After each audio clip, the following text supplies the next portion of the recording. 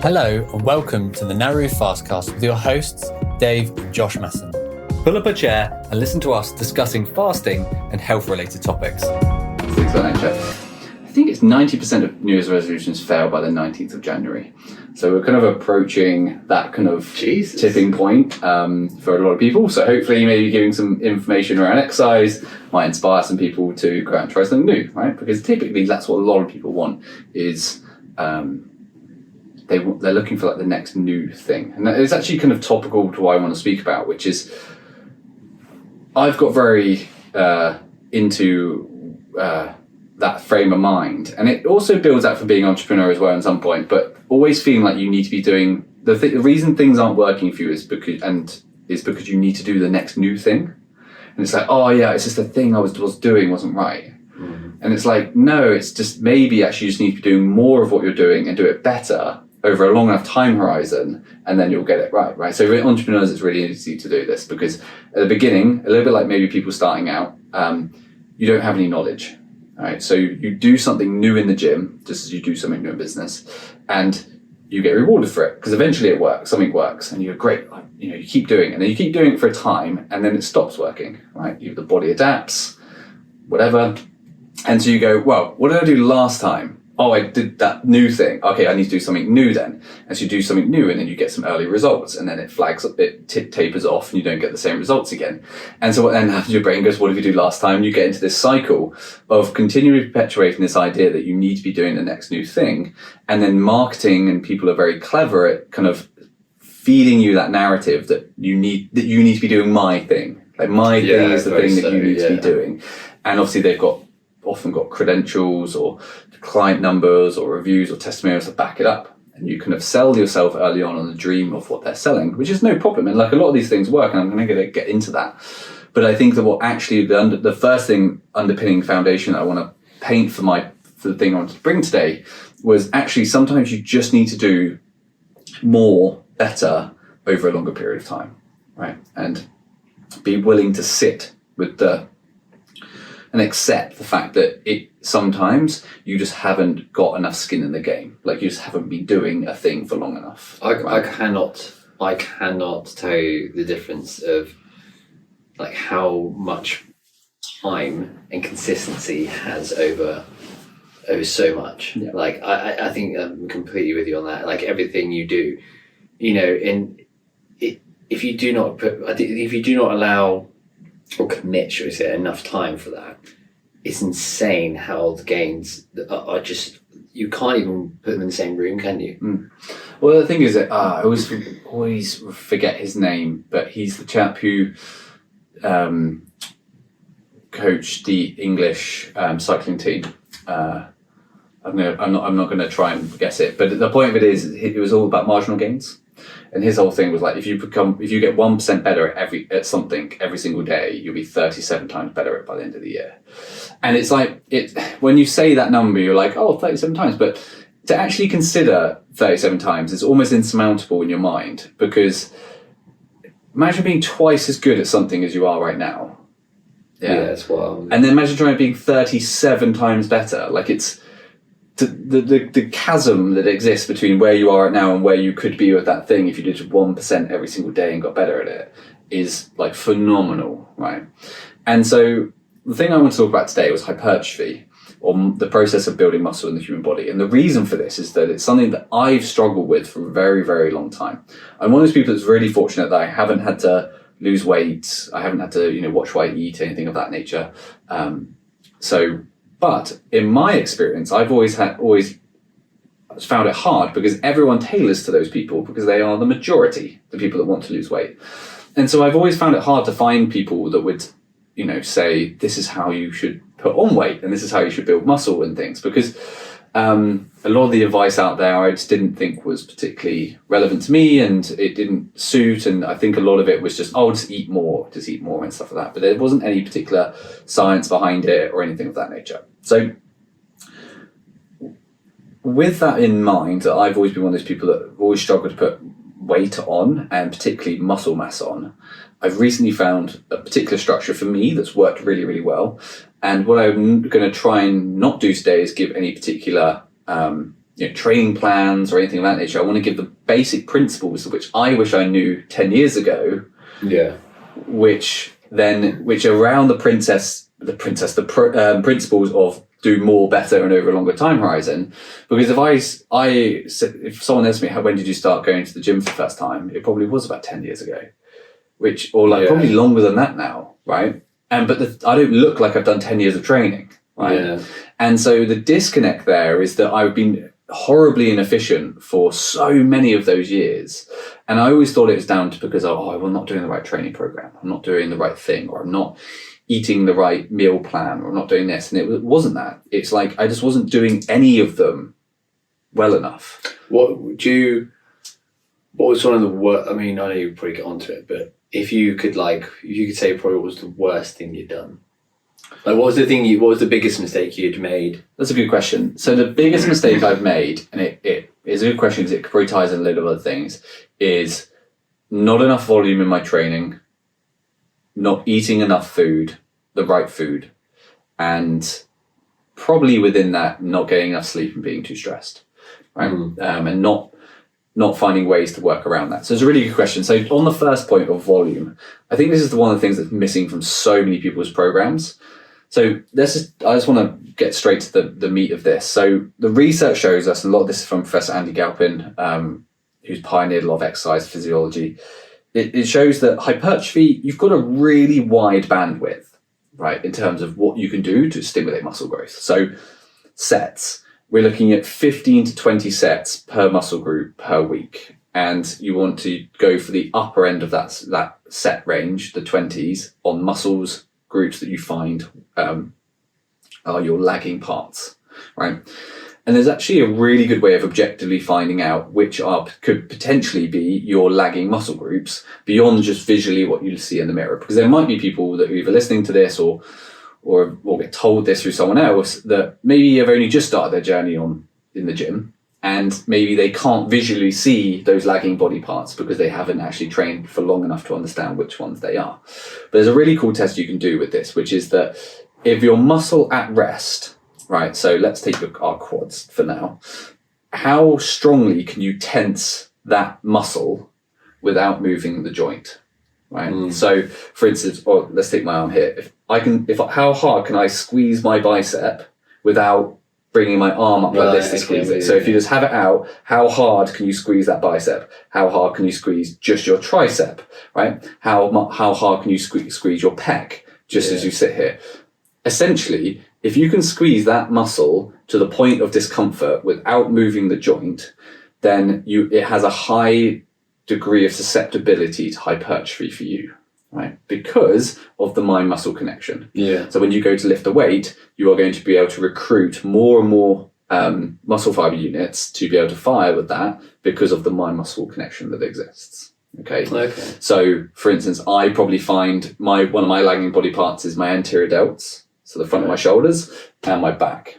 Right, my back muscles are pretty weak from development perspective, and I noticed that I find it really difficult to contract that muscle at the front here, just as I find it quite difficult without moving my shoulders to fully contract the upper fibers of my trapezius muscles. And I see in my physique that they are my lagging body parts. It's not an exact science, but sometimes it's a nice way of doing it. And what you can do is actually you can train that so that you can continually train the fact of trying to get that mind muscle connection to squeeze those muscles harder and harder.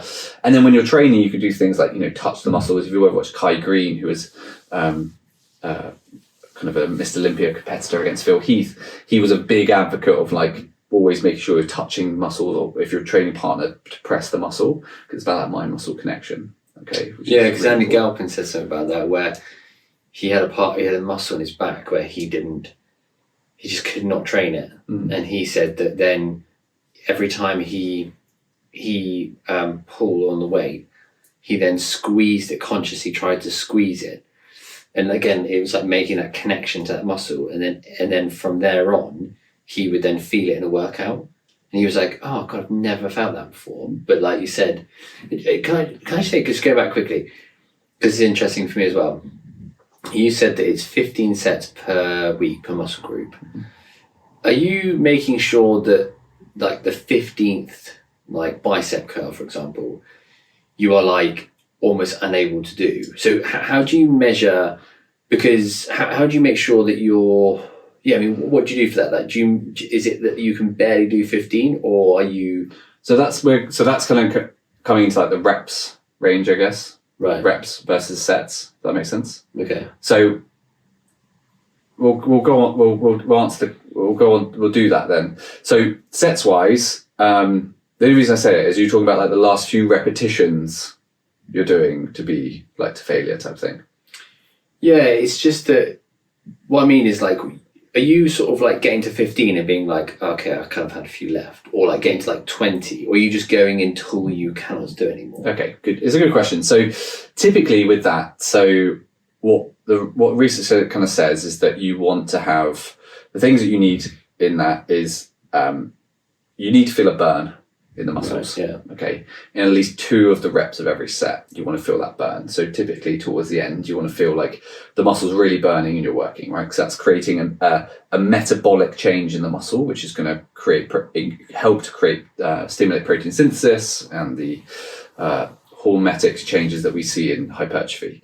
So first thing, do you feel a bit of a burn when you're working out in those last few reps? Great, perfect. Most of your sets want to be up to what they call RRI, which is like reps in reserve. Reps in reserve. RIR. Gosh, that was hard. And so typically working to a 2 reps in reserve rep range.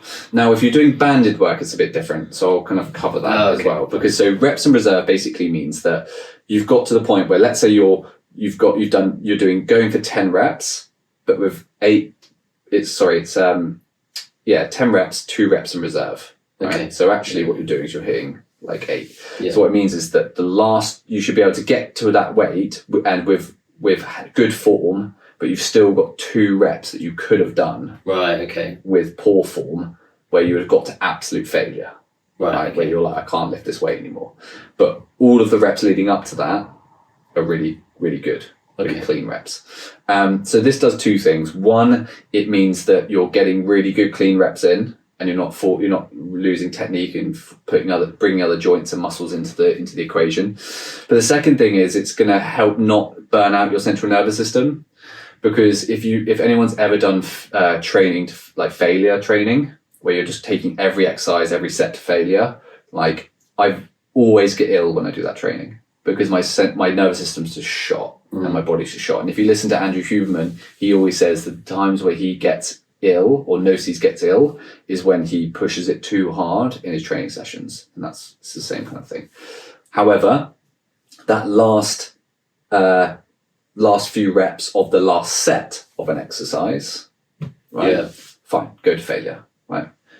Okay. So that's what I would say. So if let's say you're doing a dumbbell shoulder press, and you're doing 4 sets of it, right? The first 3 sets, you're going to do your normal reps with 2 left in reserve. Great, fine, perfect. And that last one, you might just smash out as many as you can and really, really burn that muscle, really take it to failure, and then you put the weight down and you move on to your next exercise. Yeah. Right, okay. So there is great value in going to failure, but you have to be a lot more skilled and a lot more advanced. So if you ever look at any of Dorian Yates's work in Blood and Guts, his training programs, he pioneered kind of the high intensity kind of interval type training in the bodybuilding world, where he would do 1 or 2 warm-up sets on a muscle and then or an exercise, and then he'd do 1 all-out set to failure, to absolute failure. And he would, the reason that worked for him is that he always had a training partner. And it's really difficult to do without one, because it's very clever work, but he talks about the deload part is actually is stronger than the press. So if I'm, just for people that don't know what that means, if I curl a bicep, that's the contraction part, the loading part, and then the deloading or the eccentric part is as I let it drop down. And so you'll find that even when you're trying to curl the bicep, you'll get to a point where you really can't curl it up anymore. But if you throw your arm up and you get the weight to the top, you can lower it. So you've still got strength in the muscle to lower it down. And so Dorian Yates would work on this principle of fatiguing every element of the muscle. Okay. So once you'd fatigue the concentric pressing part on the bench press, let's say, he would get someone that once you're on your chest and you can't lift it, they would help you up, let go of the bar, you would control it down, bring you up, let go, all the way down till you fatigue that. So you'd fatigue every single element of that muscle fibre for that exercise, and then you'd move on. Okay, that makes sense. Now, it's a fantastic way of stimulating hypertrophy, of getting the intensity in there, but you have to have a training partner because you have to be able to safely work on that concentric deloading part. Now, resistance bands are very different to this. I know we're chopping and changing a little bit all over the shop here, but hopefully people are keeping up and finding it interesting. Resistance bands are different, and we've talked about this on another podcast, but if you've missed it, I'll give a quick breakdown, which is that resistance bands have something called linear variable resistance, which means that the more I stretch a band, the stronger it gets. So as my muscle, when I start off in a shoulder press, let's say my joint's really weak, my muscle's weak, as I press through the movement, my shoulder gets stronger, and so does the band. So it matches the natural strength arc of my muscle. It's why the people like to do press ups and they just like to do the top bit, or you see people squatting in a squat rack, they put too much weight on the bar and they don't go to the full depth. They just squat at the top.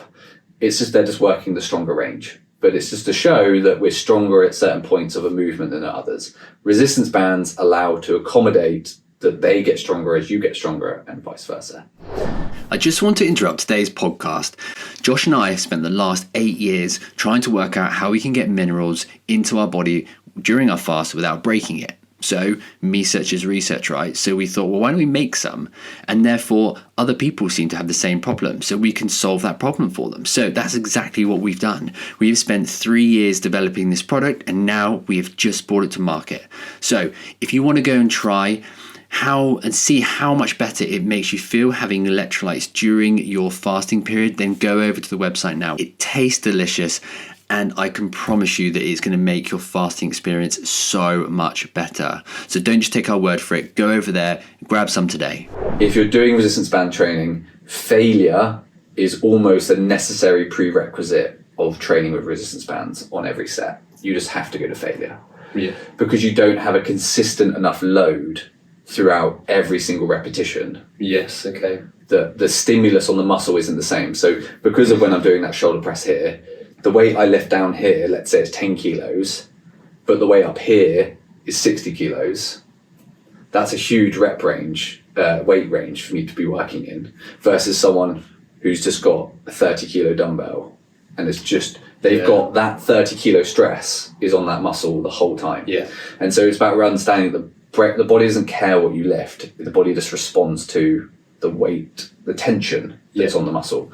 So with resistance bands, you have to go to failure each time, but you can safely go to failure each time, right? Because of the deloading aspect of as your joint get weaker and your muscle gets weaker, so does the band. So it's far safer to go to failure on that. If you do it properly, you need less sets, if I'm honest, with resistance bands. Okay. Just because you are taking it hopefully to absolute muscular failure. And if you look at, I can forget the guy's name, but there's a chap who wrote a book about the science of muscles and muscle building, and his book's all about linear variable resistance, which is what we spoke about there. But because you have to use resistance band, use chains or whatever. His book was really interesting, and he would say that absolute failure for him would be like where you've got the bar on your chest, the bar's not moving, but you're still pushing. It's like to the point where like even when the bar's on your chest and you can't even push anything, your own arms into the bar, he's like, that's absolute failure. So not the bar touching your chest isn't failure. You still have to then try and push it off your chest, even though you can't, and you have to keep going and go. And this is what the biggest problem with reps in reserve, the biggest problem with failure training, things of this nature, is that most people don't know what failure actually is. Or feels like. It feels like, exactly. So it wasn't until I read his book when I was doing resistance band training that I got to the point where I was like, I couldn't physically move it, and it was like, it's burning, it's killing, and then you're like, okay, I'm done. He would also recommend with variable resistance that the rep range, I think it's up to 30 seconds a rep.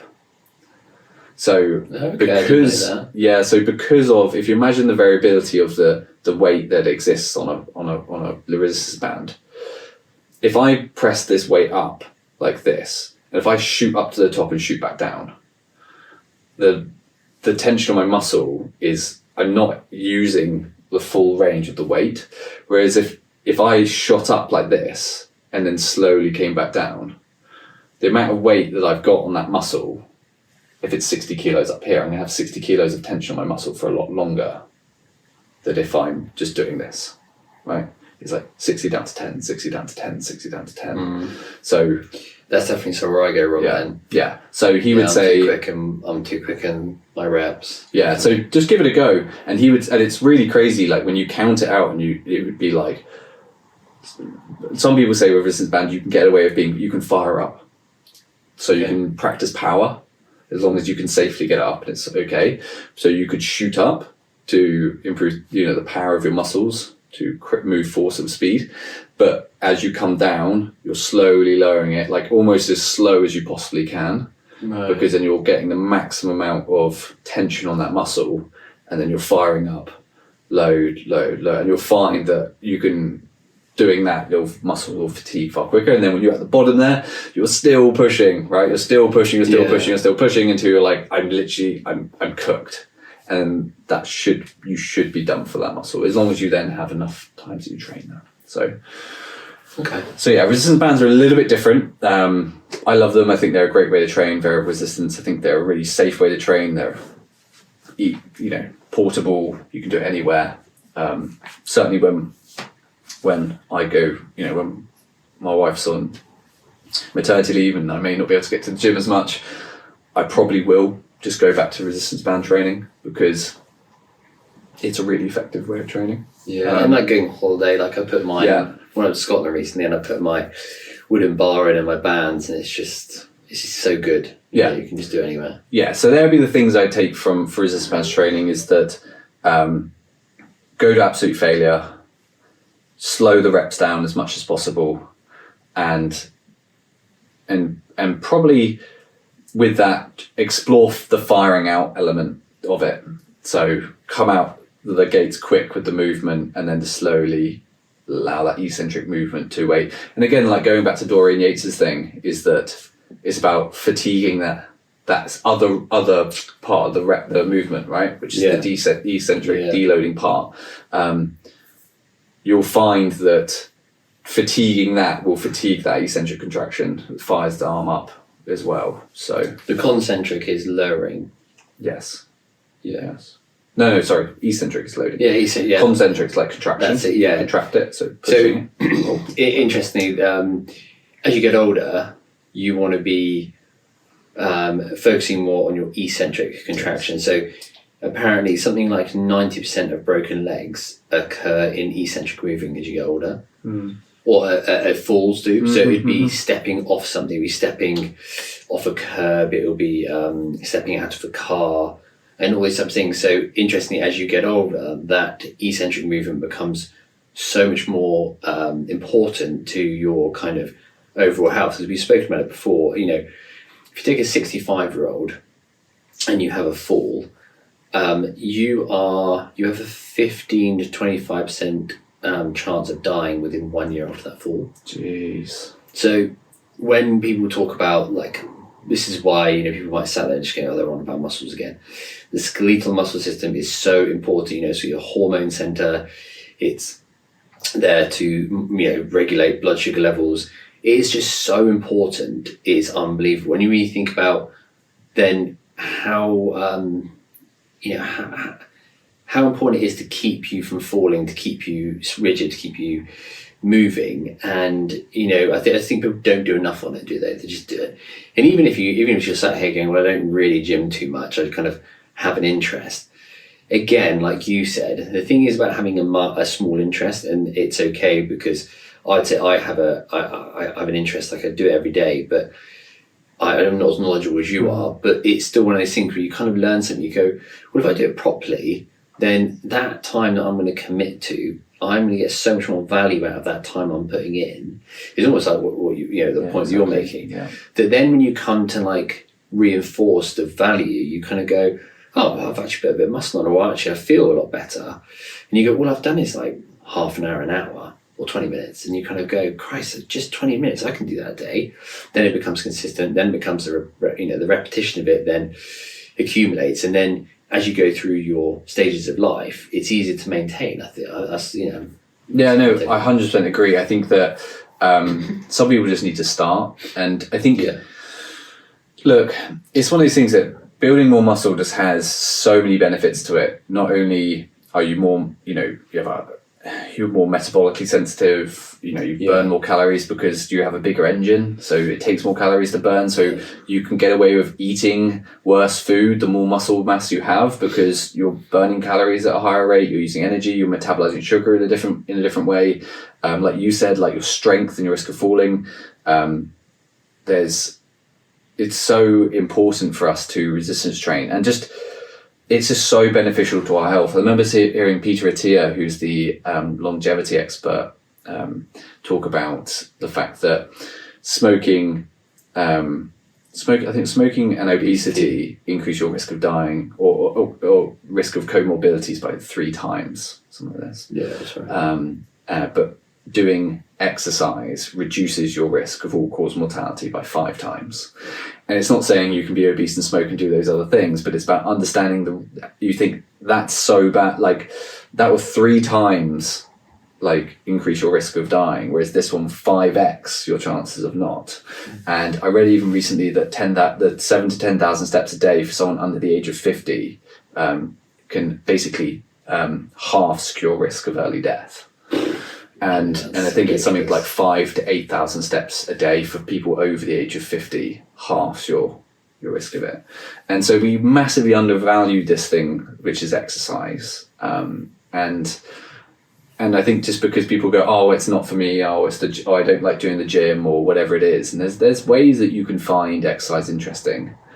People just sometimes are a bit blinkered to shutting off and just saying like, oh, well, the conventional things that are available to me, I'm not that interested in those. But there's so many different ways you can do it. But so quickly just going back, because I'm conscious that I was on a topic and people might want to know a bit more of the equation. So the first thing was the set. So 15 to 20 sets per muscle group per week, right? So just put that in perspective, most people do, let's say, 3 sets of 10 reps on an exercise, right, in the gym. That's quite a classic split.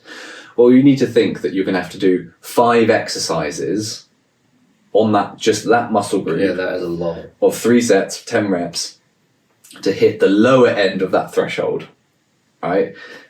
You'd have to go up to almost 7 exercises, of 3 sets of 10 reps on just one body part to hit the upper end. So this is one of the biggest keys that I learned was when you really nicely asked me what was one of the biggest mistakes I had. I just didn't have enough volume. There was not enough volume in my training to produce the results I was looking for. I just was not doing enough work in my sets and my sessions. And the programs and stuff that I was following did not have enough sets and reps and volume in the programs for me. So what's your time then at the gym? How much time is that? Is it increase your time, or have you just been more efficient? No, you become more efficient, and it doesn't. And there's different ways of doing it. So there's a slight little caveat to this, which is that, so people say, okay, well, if I do a pull-up, right, does that count towards, is it just my back sets for the week that goes towards, does that go towards my biceps for the week? And there's no hard or fast rule. The greatest rule I heard is that where do you feel the exercise working the most? So if you do a pull-up and it's like, my back's like, I really feel it in my back, but my arms are fine, then that counts towards your back sets. If you do it and you're like, I really feel it in my back, but my biceps are also really pumped and I can really feel there, then it goes towards your bicep sets for the week. That makes sense. Right? So this is why people love compound movements in programs, is because you hit multiple joints and multiple muscles, and therefore you can stimulate more volume over that period of time. So that's the little hack here, is basically go for things where you can stimulate multiple muscles in singular movements. So pull-ups, great, bend over rows, stuff of that nature. People love those movements. Why? Because you're stimulating the biceps, you're stimulating the back, and it means you can increase your volume in those muscle groups without having to do loads and loads and loads of work. Yeah, that makes sense. Okay. So hopefully the sets are covered and you can understand the volume that's required in there. Now, rep-wise, this is where you have that great breadth. It's between 8 and 30 reps is what you need for hypertrophy, right? That's what the research shows. And they say that you might even be 30 onwards might even be beneficial, but there's just not a lot of research around 30 plus reps because it's hard to get people to commit to training programs that do 30 plus reps. It's tough. My business partner, I remember getting out the cupboard that off my phone a while back, a 50 rep training program that he wrote, myself and a friend of mine. And I remember doing it the other day and I got ill again. It was a few months ago because it was just brutal, like trying to do 50 reps of something. It just wrecks you. So it's hard to find it in the research to get people to commit to doing that level of intensity of exercise. However, we do know that between 8 reps and 30 reps, which is a huge rep range, like to be able to work with. So this is why it's like this is why it's actually really easy to put muscle in terms of the principles of it. 15 to 20 reps, 15 to 20 sets, 8 to 30 reps, right? And then you just pick a weight within that reps that you can get to the point where you've got 2 reps in reserve.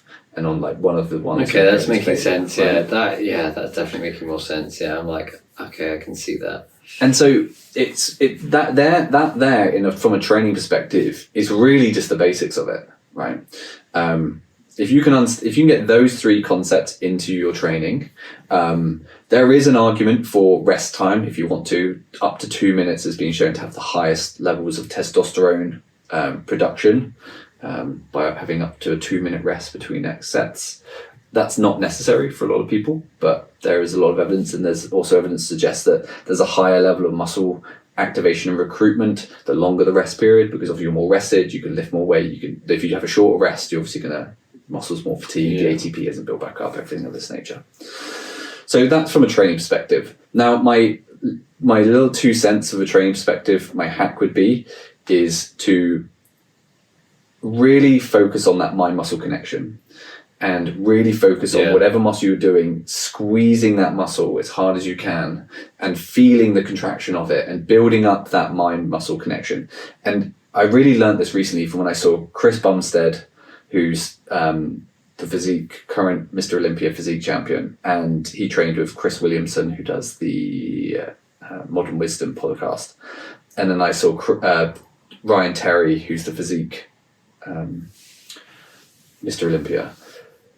When I watched Chris Bumstead, his technique, every rep was like identical, and it just looked so comfortable. And it was just, and whenever you watch him do any movement, he's done it so many times. He's got such a good mind-muscle connection that it's such a clean, smooth rep. And then when I was watching Ryan Terry recently, he was doing an arm workout with Ross Edgley.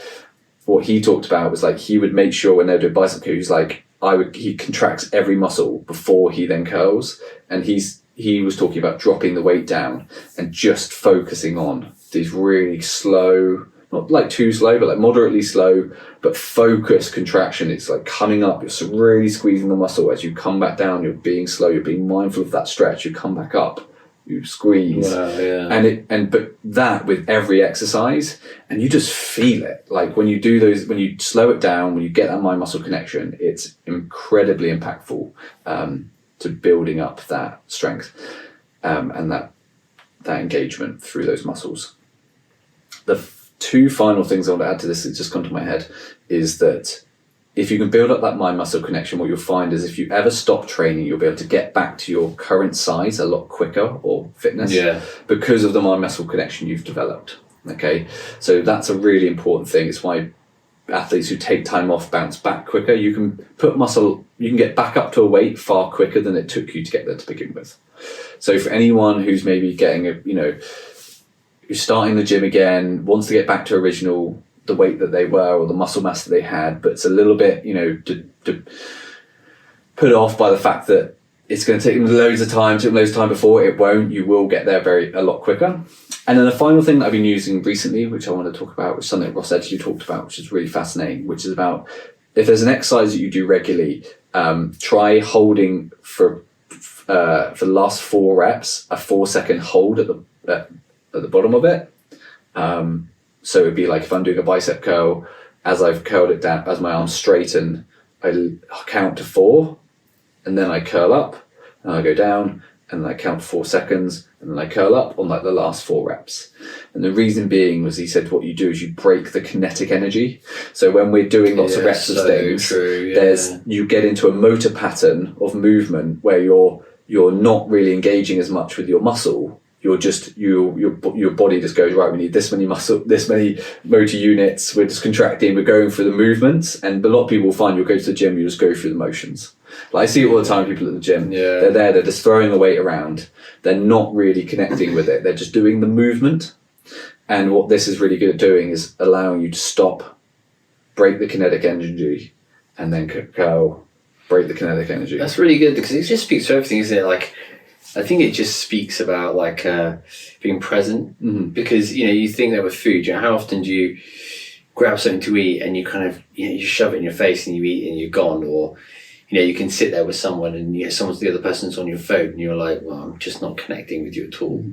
Yeah, it's sort of, and I suppose I'm guilty of it, of doing it at like, I tend to do mine late at night, but then having it and being, and kind of just not even thinking about it, just being like, right, set's done.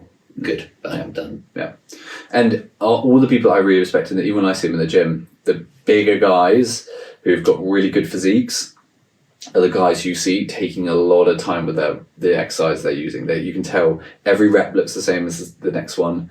It's slow, it's considered, it's controlled, and it's because their mind-muscle connection is just there. The people that maybe don't have as impressive physiques or as much muscle mass, and then this is a very broad sweeping statement, but seem to be throwing the weight around a lot more. They have less control, they have less focus and care about the movement they're doing.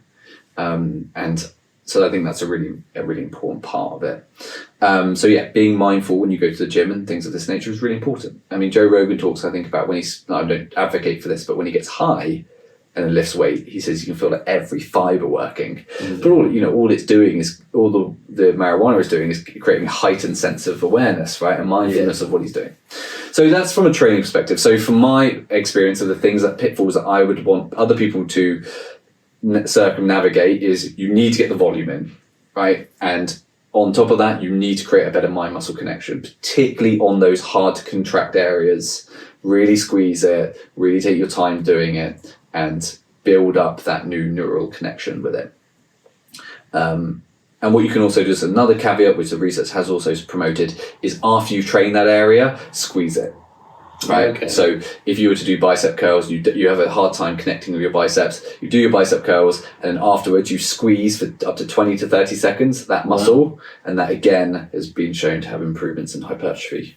So that's from a training perspective, and I hope there's a myriad of things we go into there in terms of training styles and splits and all that kind of stuff. But I just wanted to focus on the principles there for the moment. The next thing is nutrition.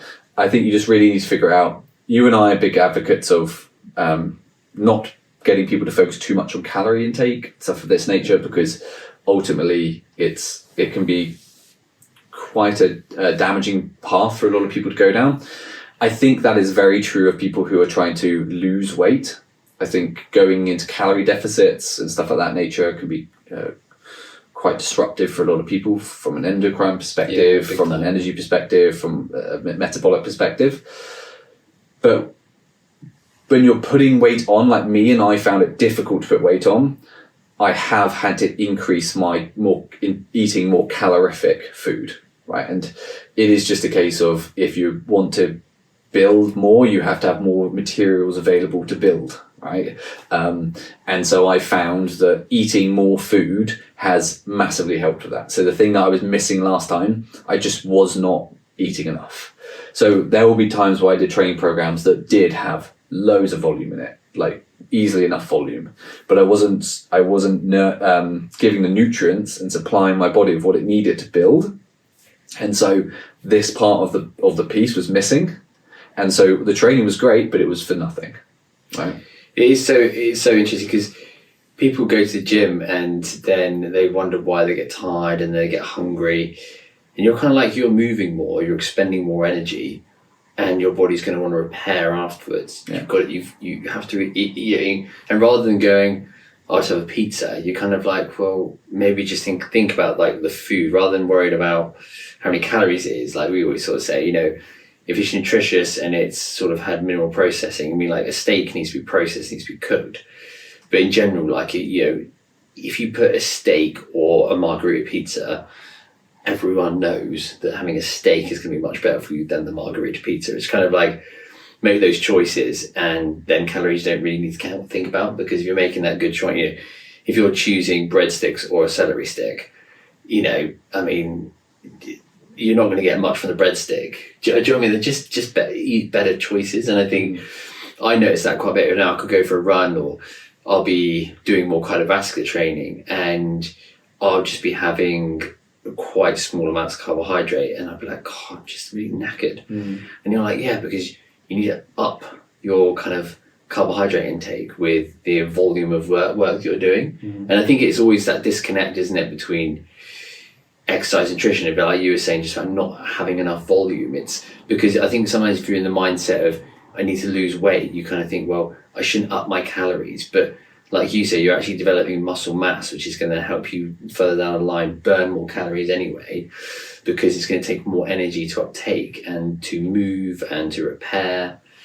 Yeah, exactly, 100%. So if you are looking to put more muscle on, you are just going to have to be in a surplus of food compared to what you're burning. So it is really important. But the main important thing there is protein is going to be the biggest thing to start focusing on. Good sources of protein, and the way you can work this out is you probably want anywhere in the realm of 2 grams of protein per kilo of body weight, right?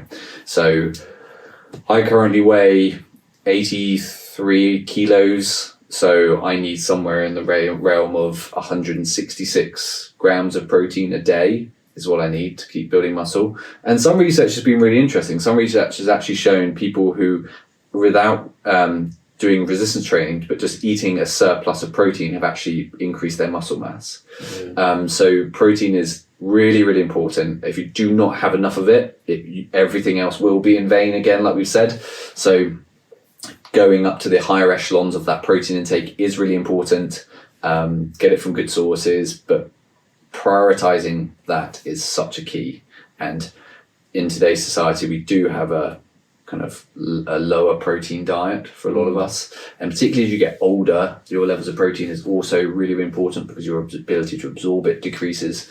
So yeah, diet wise, really is just, you can focus on calories if you want to, if that's something that matters to you.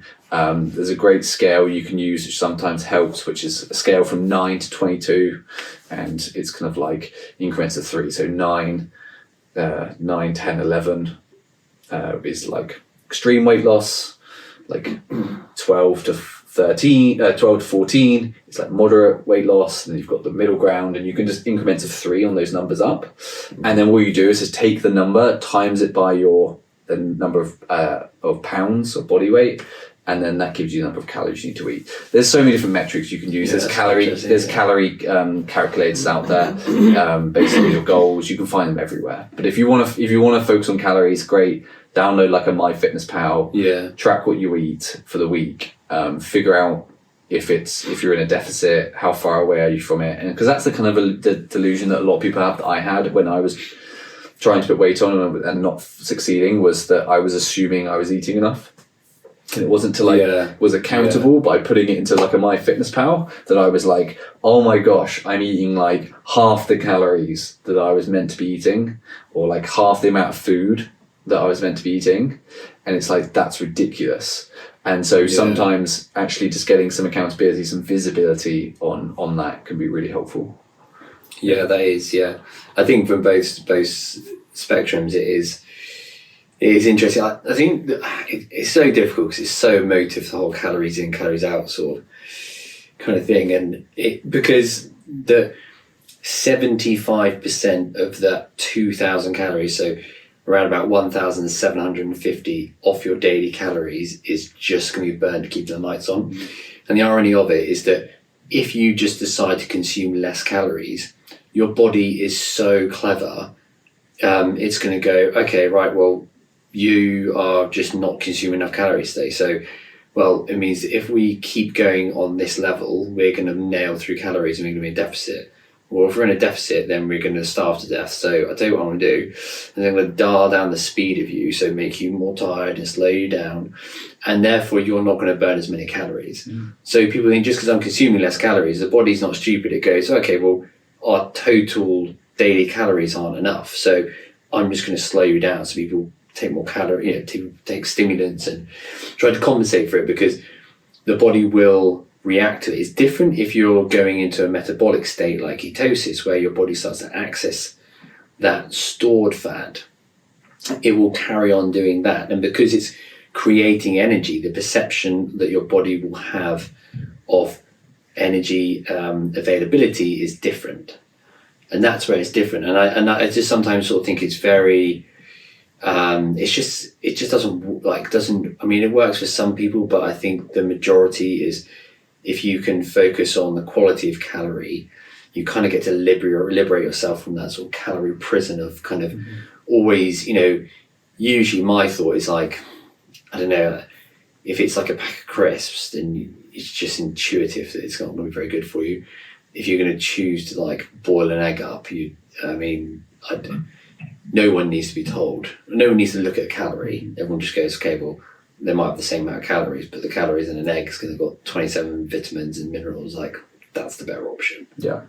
So I think the only real advocate, the way that calories helps some people is that it's a good starting point if people want to map either the accountability of how much they're currently eating or not eating, right, which is a good place to sit, or to build up the intuitive nature of going, okay, well, I should probably be eating about this much food, right? Because if we didn't look at it as calories, but we just looked at it as like amount of food, I could say, well, like when I said I was eating half the amount of calories, all I'm saying is I'm basically eating half the amount of food, right? Yeah. And what you do is once you get used to it, and sometimes something like MyFitnessPal can get people to a point where they can go, I can now intuitively eat for myself because I understand roughly where I am in this metabolic processing and of energy expenditure. And then they can start making those informed decisions around, okay, what makes me feel better, which is ultimately where we want to get to, right? So that was training, a little bit on nutrition there. If you want to be putting those things, you have to dial based on, eating more, but protein is the main thing you want to focus on there. And then, sleep, stress, stuff of that nature, keeping those as low as possible. But it's kind of that's probably a podcast in itself, both of those.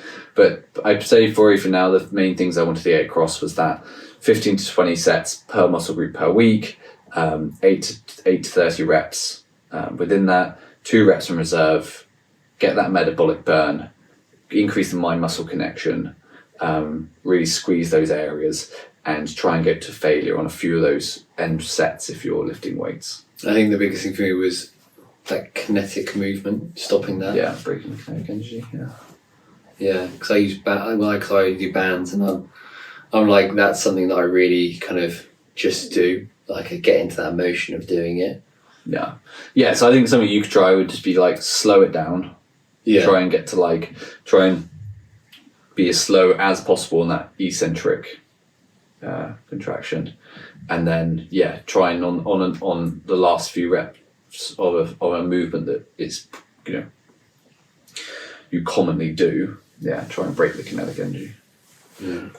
What about you, sir? What have you been up to? I think this could be another podcast. Maybe it could do. Take the limelight. So mine's like it's quite funny. Speaks actually to opposingly to what you were saying. Like I'm very similar to you. If I used to have this mentality, like if I don't go out and completely like sack myself, then there's no point going out. And my wife was like, just go out for a run. I'm like, I can't just go out for a run. I'm going to go out and like do a PB every time. And I kind of had that mentality, and I felt it was almost like quite restrictive, because I'd be like, well, I'm only going to get 10 minutes in, so what's the point? Whereas I flipped it on its head, and I was like, actually, repetitive amounts of exercise for me has been really good, because I enjoy it a lot, and I look forward to it every day, and I feel like I have to do it. But the problem I've got is I have slipped slightly away from that mindset of like going hard. Now, I love exercise. I absolutely love it. but I'm quite lazy in the sense of like, I want to look good and I want to do it and I want the feeling of it, but I can't always be bothered. And today I was like, I was thinking I need to go for a run, and I was like, oh yeah, well, I could do this. I was like going in the cold plunge, and sometimes like fasting, like all these little things that all these things I do all the time. Quite often, I like really don't want to do them. Yeah. And it's ironic because people will say to me, "Oh, it's just you." And I remember listening to David Goggins once. He was like, "It takes me 30 minutes to put my shoes on," because he's like, "I just do not want to go on a run." And I'm like, "Whatever." And I don't know. And it's funny because I sort of feel like it was like a best kept secret. I never tell anybody, but I genuinely love the feeling afterwards, and it's it takes quite a bit to get motivated. So I was listening to this. I was listening and reading a little bit about HIIT training because I was like, I feel like I need to do some more higher intensity exercise. And I was like, it's okay because the 80-20 rule is like, and we've written quite a bit about zone 2 training, 180 minus your age. That puts you in a kind of training zone, which is really good for sort of like type 2 slow twitch muscle fibers, which then help to grow mitochondria, so mitochondrial biogenesis, which is then going to improve metabolic health, and it helps your body to produce more mitochondria and use fat as an energy source. So when you're in ketosis, it's better. So when you kind of exercise that level, you can burn ketones better. You can also burn energy more efficiently. The currency of the body is ATP, so you generate that more efficiently. You also get to clear out old mitochondria and replace them more often. And I was thinking, perfect. Do you know what I mean? Go out, a nice kind of like 8-minute mile run, suits me, keeps me in my heart rate range. I'm not pushing too hard. And then I came across like the HIIT training again and the research. And I read this like article and I was like, it was a 2-year interventional study that basically showed that people over the age of 50, if they did a certain type of HIIT training, and they would do HIIT training once a week, but they'd predominantly be in zone 2 training, and they got up to training 5 times a week, their heart age went from 50 to 30 in 2 years. That's crazy. 50 to 30 in 2 years. And I sat there and I was like, oh, it's actually pretty impressive. And then it kind of made me think, well, I literally do not push myself enough. And it wasn't so much about I couldn't get over the fact of how beneficial it was. And what I was actually doing is I was talking about this 80-20 rule. What I wasn't doing is I wasn't understanding the fact that in athletes, that's what they do, because they're doing 10 to 35 hours a week. So when you look at that 20% of their training is high intensity, that is still going to outstrip the volume of high intensity training that a moderate exerciser will do that's doing, say, less than 10 hours a week. Mm-hmm. So I'm like, in relative terms, I need to be doing 50% of my training as high intensity because obviously it's basically like VO2 max training. So VO2 max is a really good indicator for kind of like longevity, a really, really good indicator. And there's this thing called I've forgotten its name now. It's called the Norwegian fours. So you basically do 4 sets of 4 minutes at anywhere between 85 and 90%. And then you do 3 minutes break in between. And they were doing that once a week. So that would be doing like, that would probably doing like sprints or something, or, it'd be difficult to run for you probably could run for 4 minutes actually, all out. As you can tell, I haven't done that yet but it just came up. I've been trying to sort of work out how I can create a workout with it. And what it's basically, so the interesting part is that it actually improves mitochondria biogenesis better. But what they actually found is your kind of metabolic response was a lot bigger. So we always used to think lactic acid is really bad for us, right? But they actually found that the body's so clever at utilizing fuel sources that lactate is actually taken to the heart muscle, to lots of different organs. It acts as a signaling molecule when your muscles are getting really highly stressed. So what it does is that it actually helps the GLUT4 molecule, which is on the outside of muscle cells, which comes to the surface and basically opens up and allows glucose to go into your muscles. The recruitment of that molecule is larger after HIIT training than it is in any other form of training, which I thought was quite interesting. So they find that the sort of insulin resistance and glucose response is better when you have done HIIT training than any other training.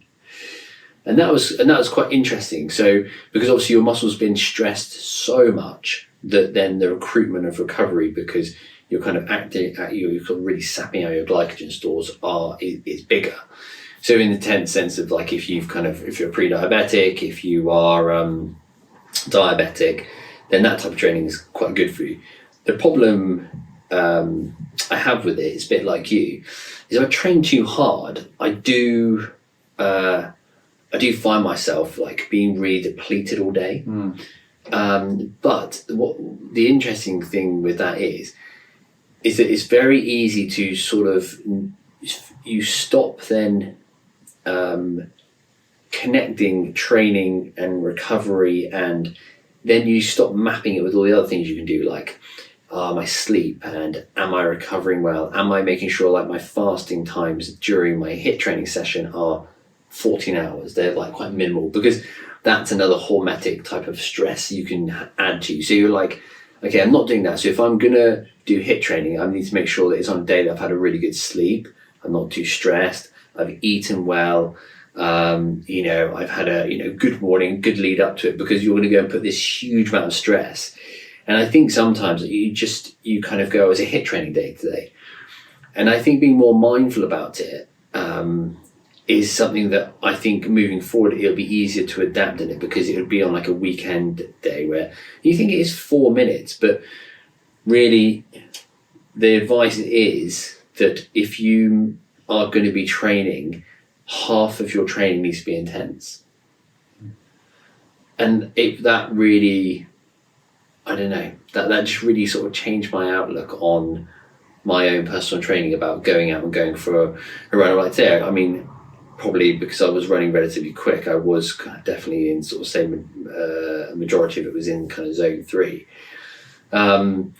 But for months I've just been going out in like really sort of low zones, training, thinking that, and of course you are doing your body, it's good for your body, zone 2 training is fantastic, but I think the benefit of it at an elite level, because I'd done all the research on like the benefits of it, sort of if you are an athlete, the discord of you going, well, that's automatically going to translate to me as an individual. You kind of go, actually, no, it kind of doesn't. And a bit like you were saying earlier, because I was sort of saying some of this kind of mimics that you've taken programs and taken this, but actually you've then not paired it with eating enough food. So, or, you've kind of done these training sessions that miss things out. And I think this is the part where I kind of go, well, I'm never going to be able to hit or do something like that intense. But you just have to plan it in, I think. Yeah, so I think there's a few really interesting things here I want to pick up on. First of all, zone 2, if I'm not mistaken, isn't it when you're exercising but you can still talk? You can still hold a conversation. Yeah. Okay, cool. It's probably for my clarity as much as anyone else is listening. The other thing that I think is really interesting, you were talking about like kind of a bit of an observer effect there, where you look at like, okay, well, I've researched these, elite athletes do these protocols and they get these results.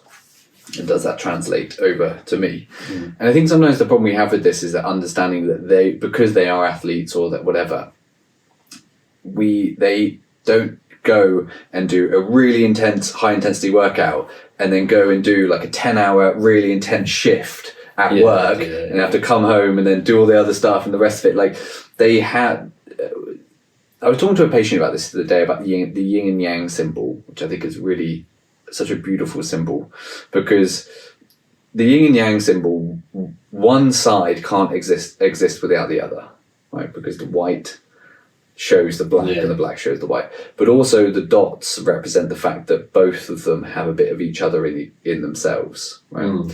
And what I take from it is the idea that you can train really hard if you rest really hard. Yeah, I like recover, that. Yeah. Right? And so what happens with most people is that we're training really intensely and we have a really intense life and we're really stressed in other areas, but we don't have that yang or the yin to that side of it to balance out, to make it something that's sustainable. Whereas athletes will have a far better balance between the intensity of training and the intensity of recovery. And therefore they're able to sustain that type of training for long periods of time so that they can get these kind of outcomes, right? Yeah. And so I think there's a real part I think the other part of the training equation that doesn't get spoken about as much is the recovery side that's so important. Yeah, and actually I someone at work, their grandson was going off to join a pro cycle team, or like a cycle program where they kind of go into elite, and he just emailed me back today actually, because he wanted to sort of talk about hydration and things like this. And the interesting part is he was like, because when you're training that hard, you wake up the next day and you really understand, I feel like this, and then you kind of do a little bit of tweaking. And he was like, you become so tuned to your body to understand how you can get the best from it. And I think because you have to wake up and push yourself again, usually the next day, to such a limit, at such a level, that you really do have to listen and understand, and you react to it. Whereas I get up at like 5:30 in the morning, I'm with the boys, making breakfast, I do a workout, go to cold plunge, do a 15-hour day, come home, do some work, do a workout, then go to bed. and like you said, in that, you're kind of like, I'm doing it, but I'm doing it because I kind of get the endorphin effect from the exercise, and I feel like I get the dopamine effect from achieving a goal I've set. But all the other stuff, I just don't feel. I mean, like, it's. I don't know. It's sort of as much as making me feel better for the act of doing it, and I am getting obviously the benefit from it. But I think sometimes it's a good lesson just to actually to be like, why am I doing this today? Do I really need to do it? And will it actually stress me even more by just doing it because I told myself that I'm going to commit to doing this every day? Yeah. And it's like the longevity and the sustainability of it. Are you better just actually binning it off because it's 11 o'clock at night and thinking I'll just do a 15-minute workout, go to bed, wake up and actually concentrate on doing a really good set or really good exercise that day, or maybe have a few days off and then do that HIIT training on that day that you want to go and do some exercise. And I think that's something, it's definitely in life, I'm very much sort of starting to understand this, that it very much is quality over quantity. And I really think, you can do things for the sake of doing things because you feel like, I'm doing that and I'm a part of something, but genuinely, if you're not doing it, 1, to enjoy it, 2, to be consistent, and 3, you're doing it with a goal in mind, it really just starts to just become ineffective, I think. Yeah. With that study, were they doing those HIIT trainings like every week for 2 years? Yeah, they built up to it though. So the level of intensity was managed. So for example, they didn't start going into doing 85 to 90% of like max heart rate at the start. So it was tailored up. But what it also means is you are effectively, 4, so that's 12 minutes with 4 with 3, so that's 12, isn't it? Yeah, so you're really kind of asking half an hour out of a week to do something that, if you do it consistently, could half your age of your heart. And again, it's all that thing, because you can sit here and you're not doing it, you're not blowing out, and it's not raining, and it's not all those types of things.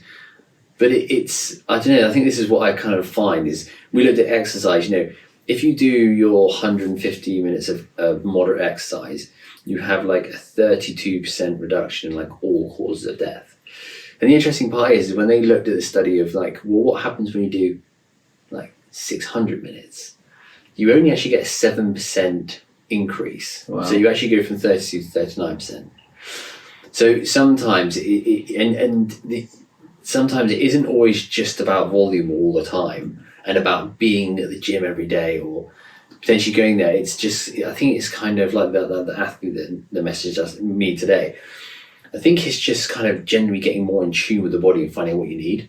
Like you said, you got ill. I used to get ill I used to be able to be so dead from going out for those runs. And I remember saying to myself once, I started off last year, I was like, I'm not going to go for a run anything less than 5 miles. Mm-hmm. And I was like, it was the stupidest thing to do because I always just come back so dead because I just, it was just pointless. So there's two really interesting concepts there, I think, to explore. The first one is the law of diminishing returns. So that whole point where like you will find that you get loads and loads of benefit from something up to a point, and then the benefits of it like taper off or go back down. Yeah. And so that's the law of diminishing returns. There's a point where more of it isn't better. Yeah. So I think that's one really interesting point to make, and that's where quality is really important, because if you just keep doing the same thing over and over. The other thing is a saying that says, if you wouldn't do it for a decade, don't do it for a day. And I think we start things with great intentions, but the reason I wanted to highlight the time frame on that study was that they did it for 2 years. Now, as you said, there was a gradient to it and it wasn't all out at the start. But the point of it is that there's a group of people who stuck to doing something for 2 years and then got the benefits from it after those 2 years. Like, how many people can stick for something for like 2 weeks or 2 months? And this is what we talked about before, right? It's like do more better over a long enough time horizon. And it's kind of one of those things that there is a point where if you do something and you do it well enough for a long enough period of time, you almost can't not succeed at it. Yeah. And so I think what part of the narrative I think we're talking about today, which kind of intercedes some of the work or stuff that I was talking about, is this whole idea of picking something and just committing to it for a long enough time horizon, because you can't just do a few HIIT training sessions over a few months and expect for your heart health to have, like almost, reduced by 20 years. It's like, I think what some of these stories actually end up telling us is that's 2 years worth of work you've got to go through there. And someone else said something really interesting a while back. He said, like, the cut scene in Rocky is 30 seconds, but in real life it could be 5 years. Yeah. And I think that's true of things like exercise and things of this nature. We see when we watch movies, watch TV series, stuff like this, these transformations, and they get sold to us really in the fitness industry. These are like 8-week transformations and stuff, and that's great. But it appeals to within us that need to want to have the immediacy of something because it increases our feelings of status, but not realizing that actually the true value of any of these changes comes from doing something that's hard for long enough and feeling the benefits of committing and working for something. So I think that's really interesting. So how did they define high intensity interval training? What was because everyone varies, right? So what is high intensity interval training to you? What is that to me? Or is there a standard that they say it is? Well, I think they do it's very good because they do it on heart rate. Oh, okay. So you won't be able to, you can't obviously say that my sprints versus your kind of, you could be doing shuttle sprints up and down, or someone could do like 1 4-minute sprint on the track. Yeah, or like a battle rope. Exactly. It's just maintaining your heart rate at that intensity for that period of time is all you need to do. And I think going back to this as well, I had this conversation with a patient, and I love these conversations because it stops the room dead. I had a man and his wife in the room, and he was coming and he said, I've been on this diabetic medication. He's like, it's just not getting my diabetes down. He's like, I'm on 4 new medications. And I like Alex Hormozy sort of talks about how the input and the output. And I was like, okay, so effectively what you're doing, and this is the same thing as like I was wanting to say about going to the gym. Like, these are one of the inputs that are coming in. And if your output isn't where you want to be, then you really need to focus on what you're putting in. So I was like, So over the last like 5 years, said to this patient, I was like, you've been doing the same thing, okay? And the output is your health has got worse and you're now diabetic. So I was like, if you go home today and do exactly the same thing, sit in exactly the same chair and sleep the same, do exactly the same thing, your output is going to go down on one trajectory. Putting that medication in isn't going to suddenly change because you're changing nothing that's going in. You can't expect to, the only thing you're doing is that medication that's going in, but that's not going to offset all of the other things, because don't forget, all those things that you've been doing have caused you to become a diabetic. So all of a sudden, if you don't stop doing those things or change them or modify them, then you're going to consistently get this output that is causing you to become unhealthy and make everything in your life bad, right? And it really does help to just become really sort of granular with what you're trying to think about, what's going on. And a bit like you saying, like making these mistakes, you kind of do really have to peel it back and go, okay, I'm training really hard. A lot of muscle synthesis happens when I go to sleep. Am I getting 5 hours? Okay, well, that's definitely an input I need to change. Mm-hmm. And it sounds so stupid, but at the time you kind of just go, oh, my mood is really bad. And you kind of course, there's all these things. I've got, maybe family stress, I've got work stress, and I'm sleeping 5 hours. Okay, right, well, I can definitely change one of them. And I think when you sort of start to break it down, and a bit like with what we were saying about when you get poorly when you overtrain on hard days, I was thinking about this. I was thinking, I just need to make sure that day that I go and I start sort of trying to add HIIT training in, I need to make sure that all my inputs are good. So I'm not doing a long fast on that day. I've slept well the night before. I've made sure that I've, had slightly more, carbohydrate the night before. Obviously, carb loading is a different topic. But, and I just kind of feel that, I'm nice and hydrated. And then it feels that when I do it, my outcome is going to be so much better. And I'm not going to make myself overtrained, unwell, and then put myself off doing that every week. Because like you were saying before, all of this stuff just shows that if you're not doing it on a long enough time horizon, you're not going to get the benefit. Yeah, I completely agree. I think there's like a few things here. I think the first one is that with your patient, in the fitness industry, it's easy for you to expect, these results, not get them, and then point the finger at, oh, it's because the program. Yeah. Oh, it's the program that doesn't work, or it's the diet. I tried fasting, it didn't work, or I tried keto and it didn't work. It's like, well, one, did you really try? Did you do it right? Yeah. And how long did you do it for? Yeah. Right? Because I think so many people try it for a few weeks, don't get the thing that they're looking for, and then just stop and go, it didn't work for me. Yeah, I mean, it's funny because people will probably listen to this and be like, oh, whatever. But I've like in lockdown, I downloaded a 30-day ab challenge, and I was like, I got to day 20, I was like, well, I haven't got any abs, so what's the point? Yeah. I was like, my abs aren't like that guy, so I was like, what's the point? But then I'm like, yeah, I'm at day 20 and I haven't even completed it, and plus, like, he's probably done that ab workout like 1,000 times, and that's why he's there, and he's probably got a better diet. And then it's like, you kind of put that on top and you're like, oh yeah. And also, you just brought me to another point that I wanted to segue to, and I wasn't sure how I was going to get here, but this put it up really well. There's another point is genetics. Yeah, right? true. Yeah. Another point is lighting. Yeah. And the way people get photoshopped. Another thing which I think is really, really important is the current diet program or whatever people are promoting that they currently do, and you might look at that person and aspire to be like them in some sort of way, whether it's physically or mentally. The chances are, what I realised when I started looking back with people's histories, is that they didn't necessarily do that thing to get where they are. Right. So, for instance, there's a kettlebell guy that you and I both follow on Instagram. The guy is huge, right? Like wonderful physique, highly muscled guy, and you look at that and you think, oh my God, I need to start doing kettlebells because that guy looks unreal.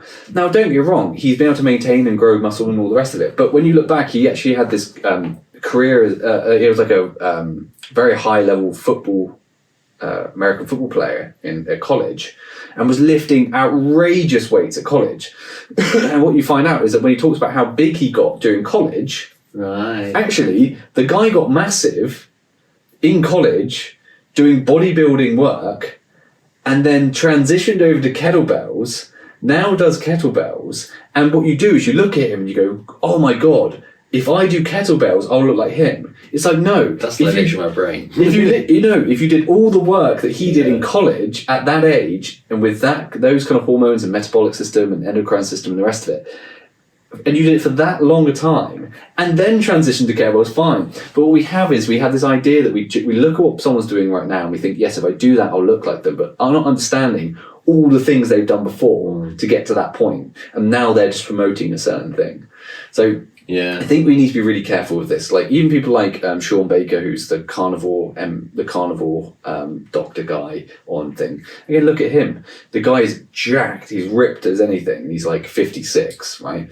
But the guy was also on an omnivorous diet, doing like strongman type training stuff all the way before.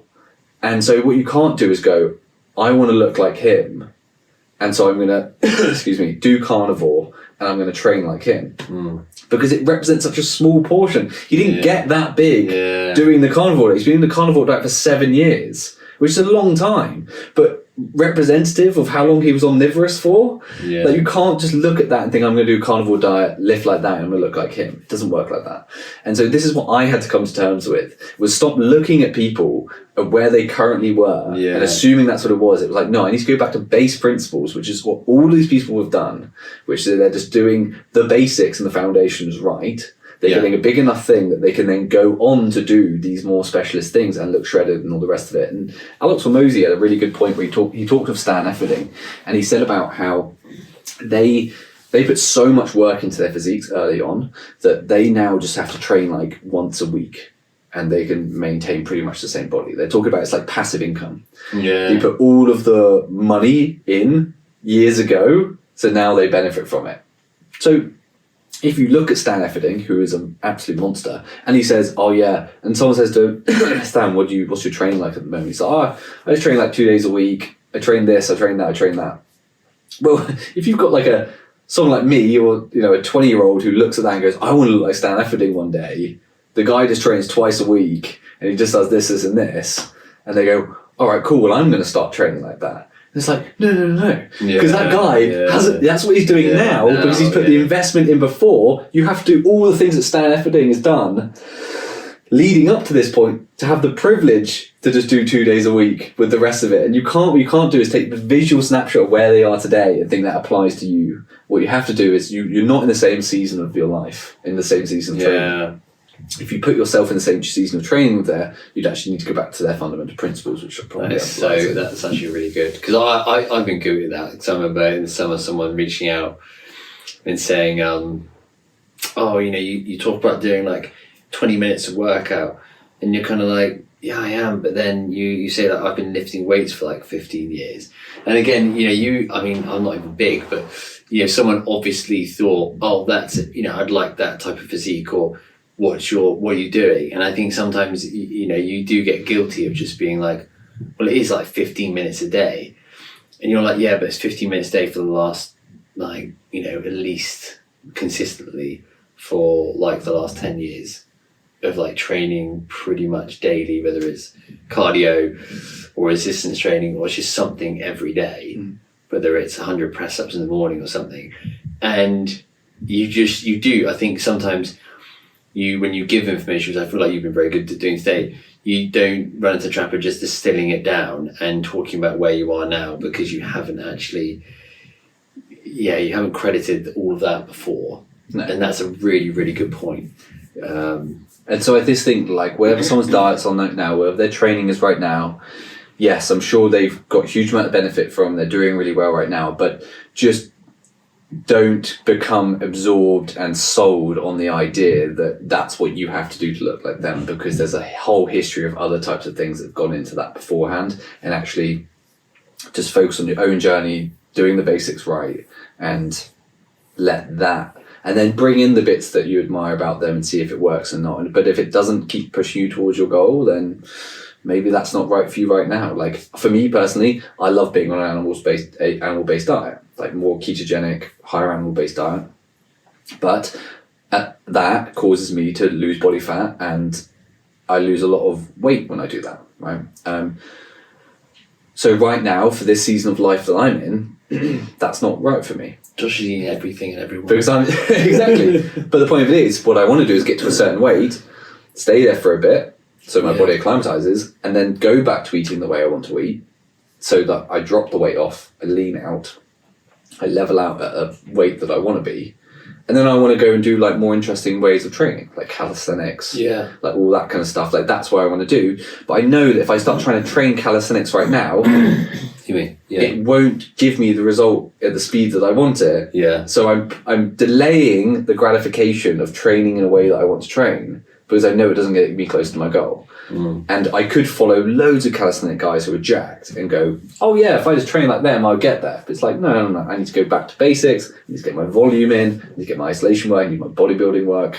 Get to that point, dial back, and then I could do that work. Have you ever realised how unbelievably like of a despicable, weak human being you are when you see these guys that are like on bars and they just lift themselves up in the air? And I was down the park with my kids the other day, and I was like, can't be that hard. Why did you let them? I went, set. And I was like, I thought to myself, they're freaks. Yeah. I mean, it's unbelievable. Yeah. So that's why I want to go into the calisthenic world, because I think it covers a few bases. One, you have to have a huge amount of strength, flexibility, and mobility to do it. Core stability, which is so important for us. But also there's a skill element to it that you work on. Yeah. And I think there's an addictiveness to getting better at doing the planche, getting better at doing muscle ups, and I feel like there's a lot of skill and athleticism involved in it. But deep down, I know that I just want to be bigger. You know? And so I'll go like, which one do I want more? Like the athleticism, the skill, and all the rest of it? Or do I want to get bigger? And time has told me every time I get distracted by the next shiny thing of, I should throw kettlebells around, or I should lift heavier weights, or I should do this thing. Every single time I'm like, I atrophy, because I'm like, am I getting bigger? No, I'm not. Yeah. I need to go back to what I was doing. I need to go back to basic principles.